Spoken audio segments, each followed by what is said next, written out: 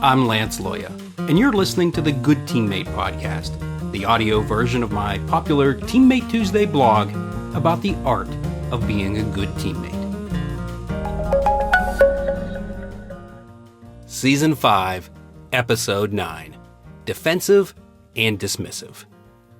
Of the many admirable qualities of good teammates, how they handle criticism is among their most impressive. Good teammates have an incredible ability to resist being dismissive or defensive.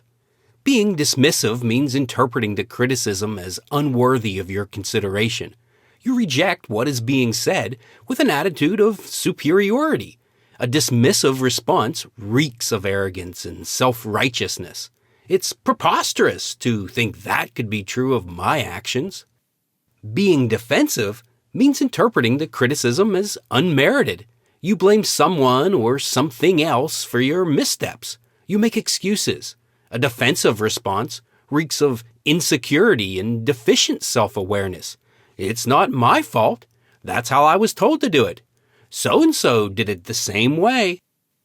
A lot of people default to one of these two responses when provided with negative feedback. Being dismissive or defensive is instinctive and even understandable, and quite possibly justified. The critic may be too unfamiliar with the situation or unqualified to be judging your actions. Legitimate reasons for your behavior may exist. Your excuses may be valid. But none of that matters to good teammates. They refuse to respond to criticism dismissively or defensively because they crave feedback.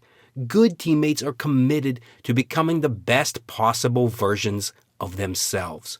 And for that reason, they need others to help them see their blind spots. Responding dismissively or defensively to criticism will make others reluctant to voice their assessments. This doesn't mean that good teammates automatically accept the authority of the critic nor the merits of the critique. It simply means that they have the confidence and humility to listen to feedback. Good teammates know you learn by listening, not speaking. Instead of being dismissive or defensive, good teammates digest and discern. They don't take the criticism personally. They listen intently without interrupting, mull over what was said, and then consider how the information can be applied to their life.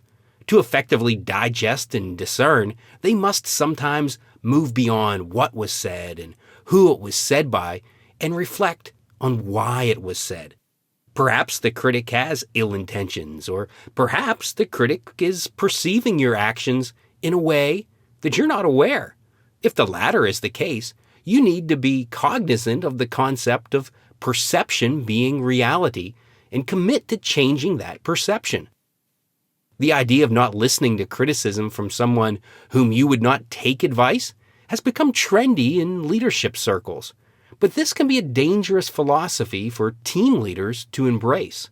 Just as a good leader knows that a valuable idea can come from anyone, a good teammate knows that a valid critique can also come from anyone. Good teammates are wise enough, humble enough, and courageous enough to embrace this premise. The next time someone criticizes you, politely thank them for sharing their thoughts, digest what was said, consider why it was said, and find a way to use the experience to help you become a better teammate. As always, good teammates care, good teammates share, good teammates listen. Go be a good teammate. To discover more about the art of being a good teammate, visit CoachLoya.com.